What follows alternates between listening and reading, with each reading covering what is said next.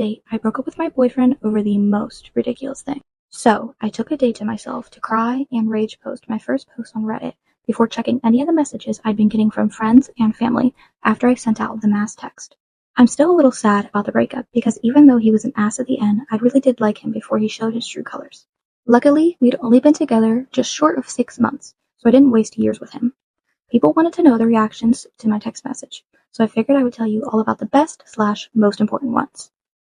One of my brothers. He showed up as soon as I responded to his text to let him know I was ready to see someone. He had a bag with him and other for work he hasn't left yet.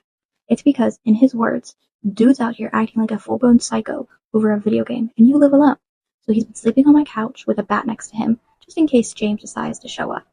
I love my brother even if he spends hours a day calling his girlfriend to talk about literally nothing and leaves his rancid socks all over my apartment.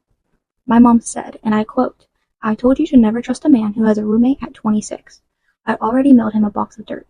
She's from and has owned a house for 30 years in the South, where most property is dirt cheap compared to when my brother and I moved for college. She really doesn't understand that I'm an anomaly living here alone.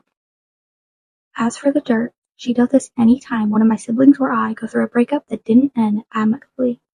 We asked her about it once and she said, anybody can have an ex that keys a car, but no one will forget the ex that sent them a box of dirt.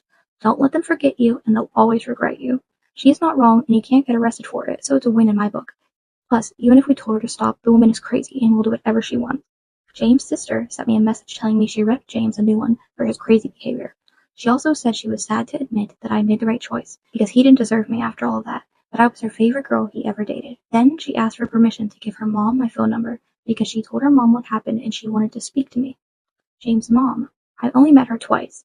She called to tell me she was sorry her son had acted that way, and that she hadn't raised him to behave like that. She said she was really upset with him for screwing it up with me, since I was her favorite girl her son had ever brought home. James' sister, after my conversation with their mom, James' sister reached back out to tell me that their mom had banned him from visiting their parents' house, until I can stand to look at you again. That's apparently what she shouted into the phone before hanging up on him. This is also when his sister revealed to me I was his mom's favorite of James' girlfriends, because I was the only one to ever bring a gift when I came to meet his parents. Bribery works, everyone. I'm the proof. Once I started reading the messages I'd gotten during my me time, I found one from James' roommate and best friend Paul. He messaged me the night of the breakup letting me know that he gathered everything around the apartment that he thought might be mine, and to let him know when I was ready and he'd meet me to return my things. I messaged Paul and arranged for him to bring the stuff to my apartment where I had just barely managed to get my brother to wait in the bedroom instead of glaring at Paul the entire time he was there. Paul let me go through the bag to make sure everything in there was mine before we talked about some things. Apparently, last time James had a girl dump him, he broke all the stuff she left at his place, and Paul said he didn't want to see a repeat, so he'd gotten all of my stuff and hid it before James got home. There wasn't much, and he missed a book that I had forgotten last time I was there, but it was one I had read a million times, and I got it at a yard sale, so I can buy another copy. Paul also informed me this was not the first time in our relationship James lost his mind over a video game. Turns out when we first started dating, I had mentioned that I had a character in Story of Seasons marry a woman, and he was convinced that I was secretly a lesbian. At no point did he tell me he thought I was a lesbian. He never mentioned it to me at all. Instead, he spent 3 whole weeks ranting and raving to Paul about how I was definitely a lesbian, using him to hide my sexuality. It only stopped after we had sex for the first time, because apparently no lesbian has had sex with a man before.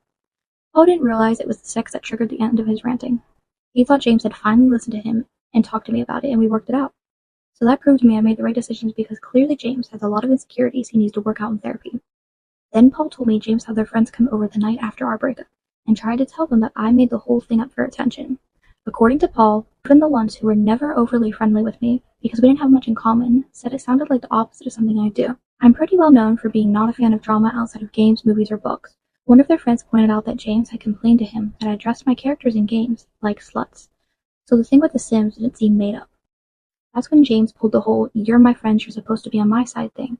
Most of them kept quiet, while he switched to complaining about me overreacting, because now it's not made up, I guess. Paul said he and another friend of theirs said James was being a dick and should apologize, which started an argument that ended the hangout pretty quickly.